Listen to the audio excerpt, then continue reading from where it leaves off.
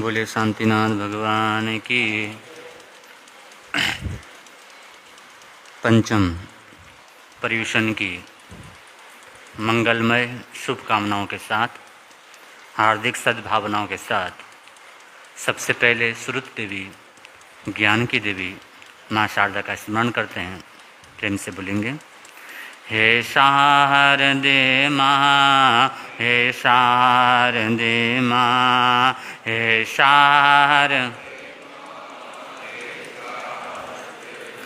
अज्ञानता से हमें तार देना, अज्ञान तो ज्ञानदायी हमें ज्ञान दे दे, तो ज्ञानदायी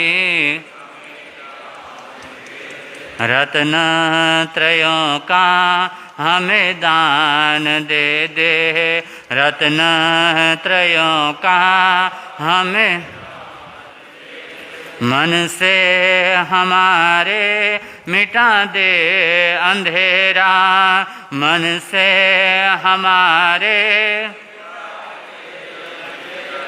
हमको उजाले का शिव द्वार देना, हमको शिव द्वार देना। हे शारदे माँ, हे शारदे माँ, हे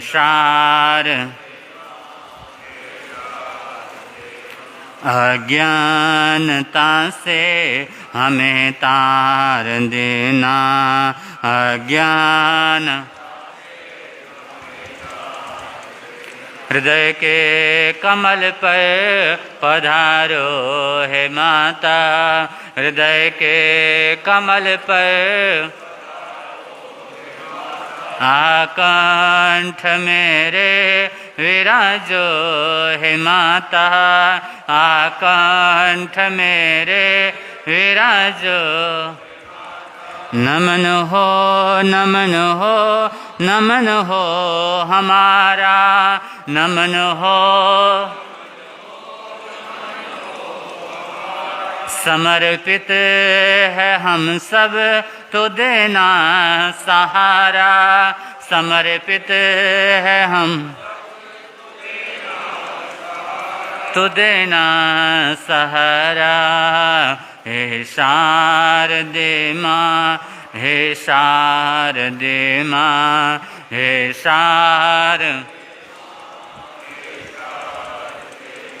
अज्ञानता से हमें तार देना, अज्ञान वंदन करूं अरिहंतों को, सिद्धन करूं प्रणाम, आचार्य उपाध्याय का लें सुखकारी नाम। सर्व साधु सरस्वती दया धर्म सुखकार, महावीर भगवान को वंदन बारंबार। नमन करूं गुरुदेव जी, नमन करूं सब संत, नमन करूं शुद्ध धर्म को है उपकार अनंत। उपस्थित धर्म प्रेमी सज्जनों, ममताशील माताओं बहनों, पर्युषण पर्व की हम सब बड़े ही भावों के साथ तप जप और स्वाध्याय के साथ आराधना कर रहे हैं। और उसी श्रृंखला के अंतर्गत हम श्रीमद् अंतर्गत दशांग सूत्र, उसकी मूल वासनी के उपरांत उसकी व्याख्या आपके समक्ष थोड़ा बहुत जैसी समझ पड़ती है उस अनुसार से रखने का प्रयास कर रहे हैं। तो सूत्रकार कहते हैं कि जब गज सुकुमाल मुनि वो निर्वाण को उपलब्ध होते हैं तो देवता वहाँ पर पहुंचकर उनके निर्वाण का क्या करते हैं, पुष्प जल आदि से उत्सव मनाते हैं। वो अपने सिद्धत्व बुद्धत्व को प्राप्त कर लेते हैं, लेकिन इधर देव की माँ वासुदेव श्री कृष्ण जो गस्सुकुमाल को दीक्षित करके अपने महल में लौट के आते हैं, ऐसा लगता है अपना दिल कलेजे का टुकड़ा छोड़ करके आ गई है। पूरा महल सूना सूना महसूस होता है। और देव की रानी जिनका हर समय हर क्षण इतने वर्षों से गज सुकुमाल के साथ व्यतीत हो रहा था, पहली बार उसके बगैर महल में आती हैं, लेकिन मन क्या करता नहीं लगता। इतना बड़ा महल है, सब कुछ है, दास दासियां हैं, सब तरह की अनुकूलता हैं, लेकिन ऐसा लगता है पूरा महल काट खाने को दौड़ता हो। पूरी रात उनको नींद नहीं आई, करवटें बदलती रही, बार बार गज सुकुमाल की स्मृति हो उठती है। अब बार बार उनका दायां अंग क्या करता है, फड़कता है। दायां अंग फड़कता है। वो सोचती हैं गज सुकुमाल मुनि तो भगवान के चरणों में है, वहाँ पर क्या ऐसा कुछ होने वाला है, लेकिन बार बार कोई अशुभ संकेत उनको मिल रहा है। अब प्रातःकाल होते ही वासुदेव श्री कृष्ण माता के चरणों में पहुँचते हैं, वंदन करते हैं और कहते हैं, माँ रात भर आपकी दशा बता रही है कि आप सोई नहीं हो। मुझे भी बार बार अपने लघु भ्राता अपने सहोदर की स्मृति आती है, बार बार उनका साथ ख्याल में आता है। माँ आज्ञा दीजिए, मैं अपने भाई के दर्शन करके क्या करता हूँ, लौटता हूँ। जब अनुकूलता बनेगी बाद में आप क्या करना, चली जाना। माँ ने बड़े भाव से आशीर्वाद दिया वासुदेव श्री कृष्ण को, और वहाँ से श्री कृष्ण वासुदेव अपने धर्म रथ पर सवार होकर के उस द्वारिका नगरी के बाहर सहस्राम्र वन उद्यान में, जहाँ पर अरिष्ट नेमिनाथ भगवान विराजमान हैं, वहाँ पर जाने के लिए उद्यत होते हैं, चलते हैं। उनके साथ में सैनिक का समूह चलता है। अब एक त्रिखंडाधिपति चल रहे हैं, तो सैकड़ों लोग उनके सभासद आदि जो भी हैं, जो भी उस भगवान के दर्शन करना चाहते हो, वो सब उनके क्या होते हैं, साथ हो लेते हैं। जब साथ चल रहे होते हैं, रास्ते में चलते हैं, वासुदेव श्री कृष्ण देखते हैं एक बुजुर्ग व्यक्ति है, और वो बुजुर्ग व्यक्ति जो शरीर से जर्जरित है, बड़ा कमज़ोर है, लेकिन उसने बहुत सारी ईंटों की ढेरी है, उसमें से एक दो ईंट को उठाता है और जहाँ पर रखना है वहाँ पर क्या करता है, मजदूरी जो भी कर रहा हो, मकान बनाने के लिए जो जिस भी कार्य के लिए ईंटों का अंदर ले जा करके रखना हो, वो कार्य वो बुजुर्ग कर रहा है। श्री कृष्ण वासुदेव देखते हैं, देखते उनका मन भाव से भर जाता है। वो तो त्रिखंडाधिपति थे, कह सकते थे अपने दासों को, अपने अनुचरों को, अपने सेवकों को कह सकते थे इसकी सारी ईंटें अंदर पहुंचा दो, ऐसा आदेश दे सकते थे, लेकिन वासुदेव श्री कृष्ण ने वैसा नहीं किया। वो रथ से नीचे उतरे और नीचे उतर करके उसके पास में गए और वहां से एक ईंट दो ईंट जितना एक साथ में उठाया जाए उतना उठाया और उन ईंटों को उठा करके अंदर क्या कर दिया, रख दिया। जहां पर रखना था वहां रख दिया। और जैसे वासुदेव श्री कृष्ण ने ऐसा किया, उनको किसी को कहने की जरूरत नहीं पड़ी, किसी को समझाने की जरूरत नहीं पड़ी। उनके साथ जितने चल रहे थे सब ने अपने अपने क्षमता के अनुसार से ईंटें उठाई और अंदर रखी।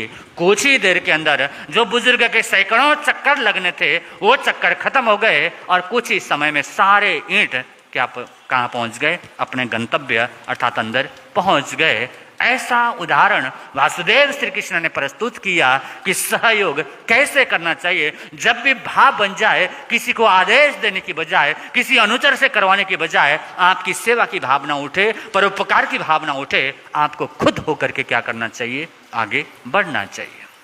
वासुदेव श्री कृष्ण वहाँ से चलते हैं और अरिष्ट नेमिनाथ भगवान के चरणों में पहुँचते हैं। तिखुत्तो आयणम पैणम करे वंदनामि, भगवान को तिखुत्तो के पास से वंदन करते हैं, नमन करते हैं, लेकिन आंखें हाथ से वंदन कर रहे हैं, मस्तक झुक रहा है, लेकिन आंखें बाकी संतों की ओर दौड़ रही है। वो देख रहे हैं मेरे लघु भ्राता कहाँ पर है। भगवान को वंदन किया, फिर दिखाई नहीं थी वहाँ पर, तो अंदर गए, इधर गए, उधर गए, सब जगह देखा, लेकिन गज सुकुमाल मुनि कहीं नजर क्या किए। अब नजर कैसे आते, हो तो नजर आए। जब कहीं पर नजर नहीं आए, लौट के अरिष्ट नेमिनाथ भगवान के चरण में आए, भगवान मेरे लघु भ्राता गस्सुकमाल मुनि, मैं उनके दर्शन करना चाहता हूं, वो कहाँ पर विराजमान है? उनका राजन, हे श्री कृष्ण वासुदेव, गस्सुकमाल मुनि ने जिस लक्ष्य को प्राप्त करने के लिए इस संयम पथ को स्वीकार किया था, उस लक्ष्य को उन्होंने क्या किया है? प्राप्त कर लिया। श्री कृष्ण को ऐसा लगा जैसे काटो तो खून नहीं।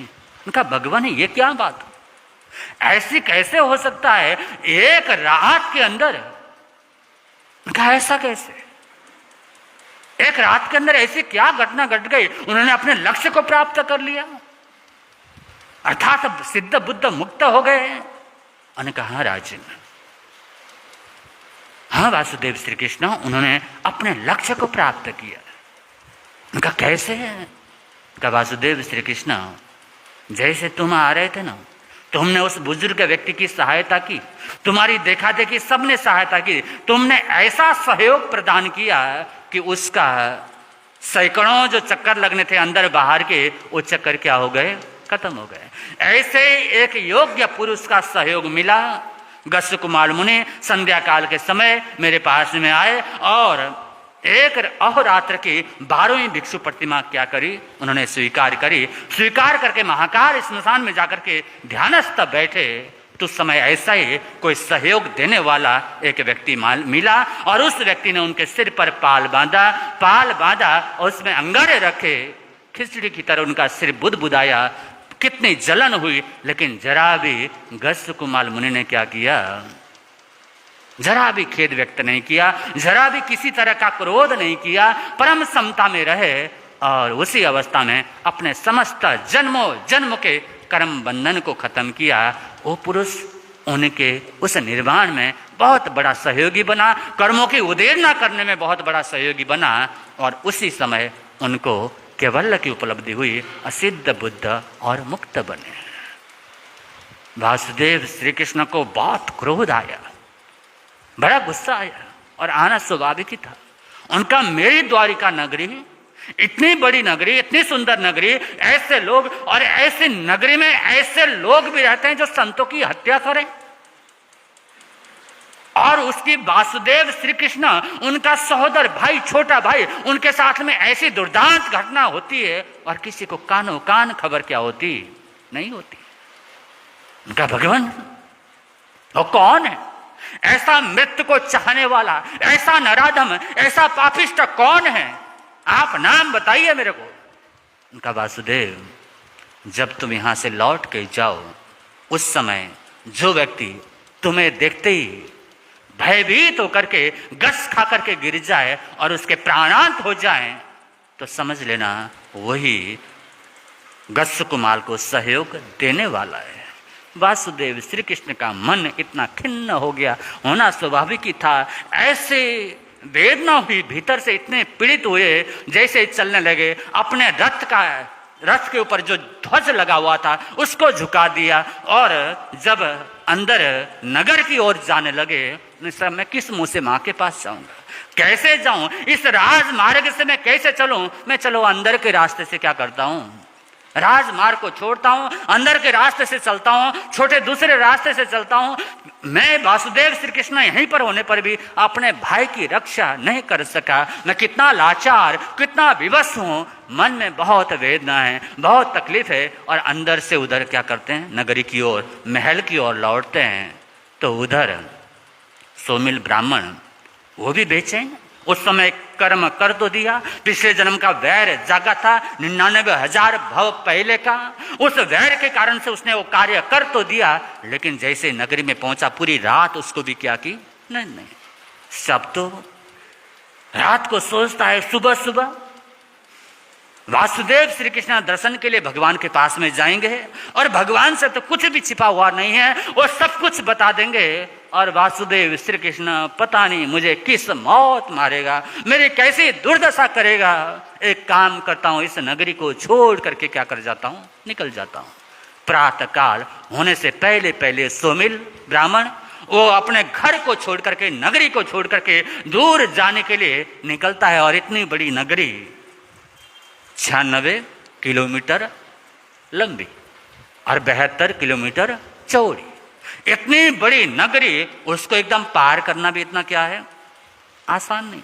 तो वो निकलता है, वो सोचता है वासुदेव तो राजमार्ग से जाएंगे, मैं भीतर के रास्ते से होते हुए बाहर निकलता हूं, और संयोग से वो वासुदेव भी राजमार्ग छोड़ देते हैं और वो भी राजमार्ग छोड़ता है, अंदर से आते हैं। जैसे उसने सामने देखा तो वासुदेव श्री कृष्ण का रथ आ रहा है, जैसे देखा वो तो भय के मारे कांप गया और वहीं पर गस खा करके गिर गया, हार्ट में अटैक पड़ा। कहते हैं चतुर्थ आर्य में एकमात्र हार्ट अटैक की घटना हुई, वो किसके साथ में हुई, सुमिल ब्राह्मण के साथ। एक संत को नहीं छोड़ा, एक संत के साथ में ऐसा दुर्व्यवहार किया।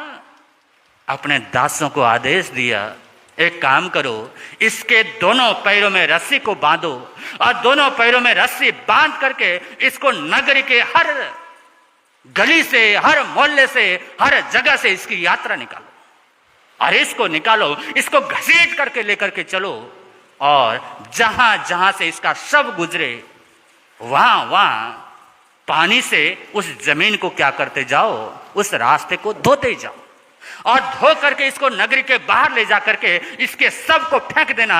इसको अंतिम संस्कार का कोई अधिकार क्या है। जो आतंकवादी होते हैं ना, जैसे दुर्व्यवहार वाले होते हैं, जो गलत काम करने वाले होते हैं, हमारा देश में बहुत सारी चीजें ऐसी होती हैं जो कि उचित नहीं है। ऐसे जैसे आजकल आतंकवादी जो जगह जगह बम ब्लास्ट कर देते हैं और पकड़ में आते भी हैं, जिनके कारण से सैकड़ों लोग, जबकि ऐसे आतंकवादियों का कोई अंतिम संस्कार का अधिकार नहीं देना चाहिए।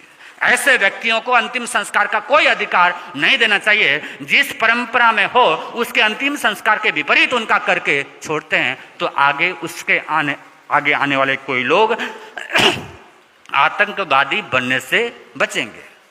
वासुदेव श्री कृष्ण को पता था कि यह मरा हुआ शरीर है और मरा हुआ शरीर होने पर भी उन्होंने उन पर मृत्यु के बाद भी तुम्हें अंतिम संस्कार का अवसर नहीं मिलेगा, तुम उसके अधिकार को क्या कर दोगे, खो दोगे। इस तरह से वो सुमिल ब्राह्मण उसको ले जाते हैं, ले जा करके बाहर फिकवा देते हैं, कुत्ते खा जाएं, चील कोई खा जाएं, उस तरह से उसके शरीर को छोड़ देते हैं। इधर वासुदेव श्री कृष्ण वहां पर पहुंच जाते हैं अपने महल के अंदर और इधर उस पूरे नगरी में गस कुमाल के इस अकाल मृत्यु की घटना जो जनता के लिए एक सोच का विषय थी, सबके लिए बड़ी हैरानी का विषय था, वो आग की तरह फैल जाती है। सब लोग बड़े दुखी होते हैं और उसी समय अनेक व्यक्ति भगवान के चरणों में क्या हो जाते हैं, जाकर के दीक्षित होने का भाव रखते हैं। तो उसी श्रृंखला के अंतर्गत इस अंतर्गर्दशांग सूत्र के तीसरे वर्ग के 9वें अध्याय के अंतर्गत सुमुख नाम के मुनिराज का उल्लेख है। वो भी द्वारिका नगरी में बलदेव उनके पिता राजा और धारिणी रानी सिंह का सपना देखा, वैसे 50 कन्याओं के साथ में उनका विवाह हुआ। भगवान का सानिध्य मिला, उन्होंने भी संयम को धारण किया, 14 पूर्वों का अध्ययन किया, 20 वर्ष तक संयम को पाला और अंतिम समय में शत्रुंजय पर्वत में जाकर के गुण रत्न संवत्सर तब भी उन्होंने अपने जीवन में किया और अंतिम समय में शत्रुंजय पर्वत पर जाकर के 1 महीने की संलेखना के साथ में साधना की और अंतिम समय में जैसे ही चारों घाटे कर्म समाप्त हो गए वैसे आयुष्य कर्म टूटा और आयुष्य कर्म टूटते ही केवल ज्ञान केवल दर्शन के साथ सिद्ध बुद्ध और मुक्त हो गए। बोले सुमुख मुनिराज की। उसके अनंतर 10वें अध्याय के अंदर द्रुमुख और 11वें के अंदर कुपक का वृत्तांत है। ये दोनों भी उनके ही भाई थे सुमुख मुनिराज के और इन दोनों का उल्लेख भी उनकी तरह ही है। बोलिए दुर्मुख मुनिराज की, कुपक मुनिराज की। 12वें अध्ययन के अंदर दारुक मुनिराज का उल्लेख है। उनके पिता वसुदेव थे, माता धारिणी और बाकी सब सुमुख मुनिराज की तरह उसी तरह से अपने अंतिम समय में केवल्य को प्राप्त किया और अंतकृत केवली बने, सिद्ध बुद्ध मुक्त बने। बोले दारुक मुनिराज की। और 13वें अध्याय के अंदर अनादृष्टि मुनिराज का उल्लेख है। उनके वसुदेव पिता और धारिणी माता और बाकी सब वृत्तांत तो ऐसा ही है। उसी तरह से अंतकृत केवली बन करके सिद्ध बुद्ध और मुक्त बने। अनादृष्टि मुनिराज की। तो यहाँ पर तीसरे वर्ग संपन्न होता है, उसके 13 अध्ययन संपन्न हो जाते हैं। उसके अनंतर चौथा वर्ग आर्य जम्मू स्वामी आर्य सुधर्मा स्वामी से पूछते हैं, भगवान तीसरा वर्ग मैंने भली भांति हृदयंगम कर लिया है, आप चौथे वर्ग के बारे में बताने का कृपा करें।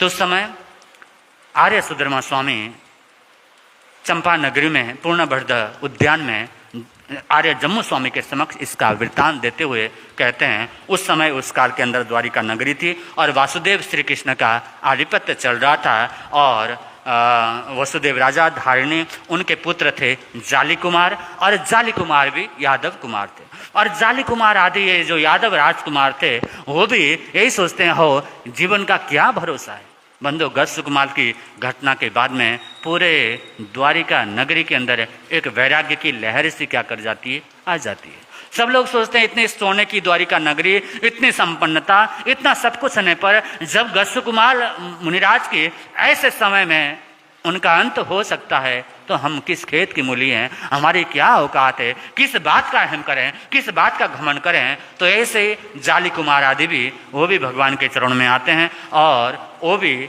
संयम को स्वीकार करते हैं। उनकी भी 50 कन्याओं से विवाह हुआ था और संयम को स्वीकार करने के बाद गुणरत्न संवत्सर तप करते हैं। 16 वर्ष की संयम पर्याय होता है, उसका वो पालन करते हैं और शत्रुंजय पर्वत पर जाकर के 1 महीने की संलेखना के साथ में सारे कर्मों को क्षय करके सिद्ध बुद्ध और मुक्त बन जाते हैं। बोले जाली मुनिराज की। और यहाँ पर 1 से लेकर के 5 अध्ययन तक जाली, मयाली, उबयाली, पुरीशसेन और वारिसेन ये सगे भाई हैं, सभी के पिता वसुदेव और माता धारिणी थी और सभी ने उसी तरह से तपस्या की और उसी तरह से क्या हुए, सिद्ध बुद्ध मुक्त हो गए। उसके अंदर अनंतर 6ठे अध्याय के अंदर जाली के समान ही है, बस इनके पिता वासुदेव श्री कृष्ण और माता रुक्मिणी के पुत्र प्रद्युम्न कुमार, उनका भी इसी तरह से उल्लेख है। उसी तरह से वैराग्य होता है और उसी तरह से जाकर के शत्रुंजय पर्वत में जाकर के सिद्ध बुद्ध और मुक्त बन जाते हैं। बोले प्रद्युम्न मुनिराज की। सांब, इनका भी उल्लेख इसी तरह से जाली की तरह ही है, उसी तरह से विवाह होता है, उसी तरह से संयम को स्वीकार करते हैं। और इनके जो पिता थे सांब, वो श्री कृष्ण वासुदेव और माता जो थी उनकी जाम्बवती माता, तो उनका भी उसी तरह से निर्वाण होता है सारे कर्मों को क्षय करके। बोले सांब मुनिराज की। और 8वें अध्याय के अंतर्गत अनिरुद्ध मुनिराज का उल्लेख है। उनके पिता प्रद्युम्न और माता वैदर्भी, वो भी उसी तरह से भगवान के चरणों में जाते हैं और उसी तरह से उनका विवाह आदि सारी हो जाता है। तो और अंतिम समय में शत्रुंजय पर्वत में जाकर के 1 महीने की संलेखना के साथ में सिद्ध बुद्ध और मुक्त हो जाते हैं। बोलिए अनिरुद्ध मुनिराज की। और 9वें और 10वें अध्ययन में सत्यनेमी और दृढ़नेमी का उल्लेख है। इनके पिता समुद्र विजय और माता रानी शिवादेवी, और ये अरुष्टनेमिनाथ भगवान के क्या थे, छोटे भाई थे। और उनके मन के अंदर भी वैराग्य जागता है उसी तरह से जैसे जाली कुमार आदि संयमित हुए, संयम लेते हैं और गुणरत्न संवत्सर आदि तपस्या करते हैं। 1 महीने की संलेखना के साथ में शत्रुंजय पर्वत में जाकर के सिद्ध बुद्ध और मुक्त बन जाते हैं। बोलिए सत्यनेमी मुनिराज की, दृढ़नेमी मुनिराज की। तो यहाँ पर चौथा वर्ग क्या हो जाता है, संपन्न हो जाता है। इसके अनंतर 5वें वर्ग का उल्लेख आता है और उस समय अरिष्टनेमिनाथ भगवान के चरणों में वासुदेव श्री कृष्ण अपनी प्रमुख रानी पद्मावती के साथ में सहस्राम्र वन में उद्यान में पहुंचते हैं, वंदन नमन करते हैं और उनका उपदेश क्या करते हैं, श्रवण करते हैं। उपदेश श्रवण करने के बाद गस्स कुमार की मृत्यु हो जाने के बाद में, उनका निर्वाण होने के बाद में श्री कृष्ण का मन बार बार तमाम प्रकार की आशंकाओं से भरा रहता है। तो वासुदेव श्री कृष्ण अरिष्टनेमिनाथ भगवान से जिज्ञासा प्रकट करते हैं, हे भगवान, ये मेरी द्वारिका नगरी जिसको मैंने बड़े भावों से बनाया, इतनी अच्छी इतनी सुंदर नगरी, हर तरह की संपन्नता यहाँ पर है, ये तो हमेशा हमेशा रहेगी ना, इसका तो कोई विनाश नहीं होगा। अरिष्टनेमिनाथ भगवान कहते हैं, वासुदेव श्री कृष्ण, संसार में ऐसा कुछ भी नहीं है जो एक बार जन्मता है तो क्या करता है, मरता ही है। बनना और बिगड़ना ये पुद्गल का धर्म होता है। बनना, सड़ना, गलना ये सब पुद्गल के स्वभाव में आते हैं और द्वारिका नगरी का भी क्या होगा, विनाश होगा। का क्या द्वारिका नगरी का विनाश होगा? भगवान ऐसा कैसे हो सकता है, कैसे द्वारिका नगरी का विनाश होगा? तो वो कहते हैं सुरगित दिवायन मूलय विनाय विनाशय भविष्य। सुरगित दिवायन मूलय अर्थात इसके मूल में, इसके विनाश में क्या कारण होगा? सूरा अर्थात शराब, अग्नि और द्वैपायन ऋषि, इन 3 कारणों से इस द्वारिका नगरी का क्या होगा? विनाश होगा। उनका भगवान द्वारिका नगरी का विनाश होगा, फिर मेरा क्या होगा? मैं क्या करूँगा? अवस्था कैसे रहेगी? उनका वासुदेव श्री कृष्ण जिस समय द्वारिका नगरी का विनाश होगा उसके अनंतर तुम पांडु मथुरा की ओर क्या कर रहे होंगे? जा रहे होंगे, और कौशाम्बी वन में बट वृक्ष के नीचे एक शिला पर तुम लेटे होंगे, प्यासे लेटे होंगे। बलराम जो तुम्हारे भ्राता हैं वो तुम्हारे लिए पानी लेने के लिए गए होंगे, और उस समय जरा कुमार के बाण के द्वारा तुम्हारी क्या हो जाएगी? मृत्यु हो जाएगी। उसका बाण लगेगा तुम्हारे पैरों में और उससे तुम्हारी क्या हो जाएगी? मृत्यु हो जाएगी। अहो, मन बड़ा उद्विग्नता से भर गया, मन में बड़ा खेद प्रकट हुआ। इतनी अच्छी द्वारिका नगरी वो नष्ट हो जाएगा और मैं अकेला कौशाम्बी वन के अंदर होऊंगा जब पांडु मथुरा की ओर जा रहा हूँगा, ऐसे मेरी मृत्यु हो जाएगी। अरिष्ट नेमिनाथ भगवान की वाणी गूंजती है, वासुदेव श्री कृष्ण तुम चिंता ना करो, तुम उद्विग्न मत बनो। ऐसा नहीं है, जीवन में ये सब चीज तो चलता रहता है। कभी कोई जीव कहाँ जाता है, कभी कोई जीव कैसा जाता है, अपने अपने कर्मों का फल सबको भुगतान करना पड़ता है। लेकिन तुम इतने भव्य आत्मा हो, तुम इतने महान हो कि आने वाले समय में, आने वाली 24 में पुंड्र जनपद के अंदर सतद्वार नाम के नगर में तुम्हारा जन्म होगा, और 12वें अमम नाम के तुम क्या बनोगे? तीर्थंकर बनोगे। तो 12वें अमम नाम के तीर्थंकर बनकर के उत्सर्पणी काल में मेरी तरह से धर्म की देशना दोगे, तीर्थ की स्थापना करोगे और जन जन का कल्याण होने में तुम सहभागी बनोगे। तुम परम सौभाग्यशाली हो, परम पुण्यवान आत्मा हो, इसलिए तुम विषाद क्या करो? मत करो। जैसे ही भगवान की वाणी गूंजी, उनका हो अपने आप को पीछे किया, इतने हर्षित हुए, इतने हर्ष से भर गए, 8-10 कदम पीछे मुड़े और अपनी सिंह गर्जना उन्होंने क्या की कि सिंहनाद किया, अपना हर्ष व्यक्त किया। और व्यक्त करने के बाद में वो वासुदेव श्री कृष्ण जब रानी पद्मावती को कहते हैं चलो चलते हैं, तो कहते हैं मैं थोड़ी देर भगवान के चरणों में रहना चाहती हूँ, वासुदेव आप पधार जाइए, मैं यहाँ पर भगवान की सेवा में रहना चाहती हूँ। अब वासुदेव श्री कृष्ण अपने महल की ओर लौटते हैं। उधर पद्मावती वो वहाँ पर भगवान के चरणों में वंदन करती है और कहती है भगवान आप आज्ञा दीजिए, आपका बताया हुआ मार्ग ही सत्य है, उस पथ में मैं भी क्या करना चाहती हूँ? चलना चाहती हूँ, आप आशीर्वाद प्रदान कीजिए। कहते हैं आसुन देवानुप्रिया, जैसी तुम्हारी आत्मा को सुख हो वैसा करो। और मैं अपने स्वामी वासुदेव श्री कृष्ण की आज्ञा लेकर के आती हूँ और संयम को स्वीकार करती हूँ। ऐसे भाव व्यक्त करके पद्मावती नगर की ओर, नगर में लौट करके आती हैं और वासुदेव श्री कृष्ण से कहती हैं वासुदेव श्री कृष्ण आप बहुत महान हैं, आपने सबको दीक्षा दी है, सबके लिए अनुमोदन आप करते हैं।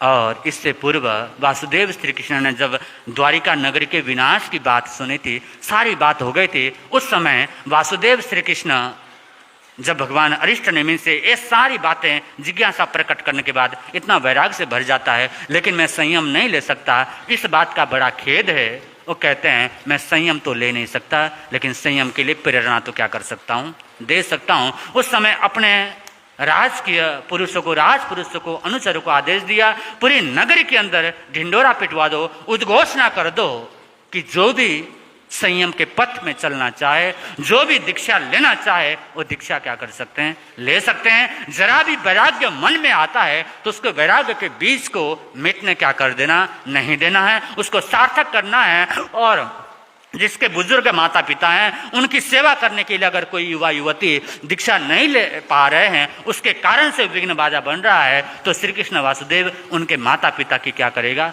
सेवा करेगा, उनका पुत्र बनकर के सेवा करेगा। उन्होंने तीर्थंकर नाम गोत्र का क्या कर लिया? परिबंधन कर लिया था।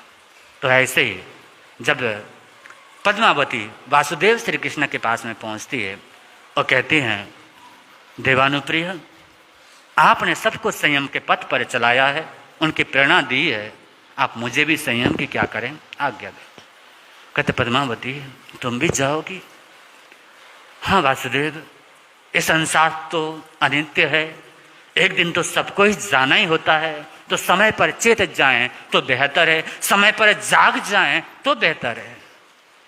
उनका इस कार्य के लिए मैं मना नहीं करता, तुमसे बहुत प्यार है, तुम्हारे साथ ही मेरा सुबह होता है, तुम्हारे साथ ही मेरी शाम होती है, हर समय तुम्हें देखता हूँ तो मन को बड़ा आनंद मिलता है, लेकिन तुम संयम पथ पे जा रही हो तो मेरी क्या है, अनुमोदना है। सूत्रकार कहते हैं 1000 पुरुषों द्वारा उठाई जाने वाली पालकी को तैयार करते हैं, पूरी द्वारिका नगरी को वो दुल्हन की तरह सजाते हैं, भव्य शोभा यात्रा निकलती है। एक सवाल यहाँ पर यह उठता है कि दीक्षा तो अध्यात्म का अभ्यास है, अध्यात्म के पथ में चलना, फिर ये सब प्रभावना या ये सब इतना तामझाम, इतनी बड़ी शोभा यात्रा, पाल की भी छोटी बड़ी नहीं, उसको उठाने के लिए कितने बंदे चाहिए, 1000 व्यक्ति चाहिए। इतनी बड़ी पालकी उसमें बिठा करके, उनको गंगा स्नान करवा करके, उन अपनी पत्नी को सजा करके बड़े सुंदर ढंग से वो लेकर जो आप प्रभावना आदि वितरण करते हैं या कोई भी ऐसे प्रसंग में करते हैं, तो उसमें भी बहुत सारे लोग क्या करते हैं, सवाल उठाते हैं। ये सवाल, हमारे शास्त्र इस बात का प्रमाण है, इस सवाल का कोई अर्थ नहीं है।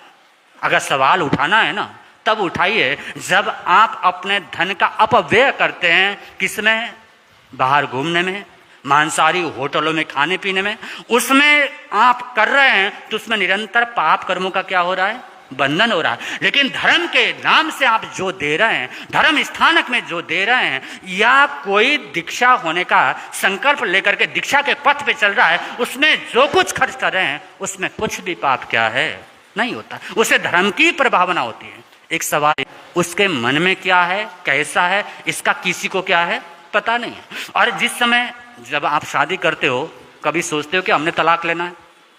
शादी करते हो कभी सोचते हो तलाक लेने के लिए? तलाक के लिए कौन शादी करता है, हाथ खड़ा करो। लेकिन फिर भी तलाक होते हैं कि नहीं होते? तलाक होते हैं ना।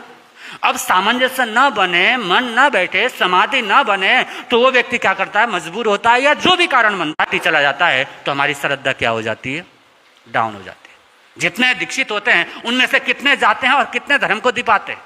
90% से ज्यादा धर्म को क्या करते हैं, कुछ ही % होते हैं जो अपने जीवन में संयम को छोड़ के जाने वाले होते हैं। तो उनको लेकर के अपनी आस्था को कमजोर नहीं करना चाहिए। और हमारे शास्त्र इस बात के प्रमाण है कि ऐसे समय में, ऐसे शुभ कार्य के लिए, धर्म कार्य के लिए किया गया धन आपकी पुण्यवाणी का बंधन भी करता है, कर्मों की निर्जरा भी करता है, और उसके साथ साथ में सामने वाले का जो संकल्प है, ये क्या है, संयम क्या है, संकल्प है। संयम लेते समय 6 जीवनी का प्रसन्नता से क्या कर जाते हैं, खिल जाते हैं। तो हम भी प्रसन्नता पूर्वक अपना धन, मन, जो भी योगदान बन सकता था वो योगदान देकर के उसके संयम के संकल्प की क्या करते हैं, हम प्रशंसा करते हैं। तो उसी कारण से वासुदेव श्री कृष्ण, या जो भी हम शास्त्र में पढ़ते हैं, 1000 व्यक्तियों द्वारा उठाई जाने वाली पालकी को तैयार करते हैं, इतनी भव्य दीक्षा समारोह आयोजित करते हैं और दीक्षा देते हैं। दीक्षा के समय या ऐसे शुभ कार्य में, ऐसे परिशन जैसे पर्वों में जितना खर्च करोगे, जितना पैसा लगाओगे, वो पैसा कभी कम होने वाला क्या है, उससे बढ़ता ही रहेगा, उससे कभी कम क्या होगा, उससे धर्म की प्रभावना होगी।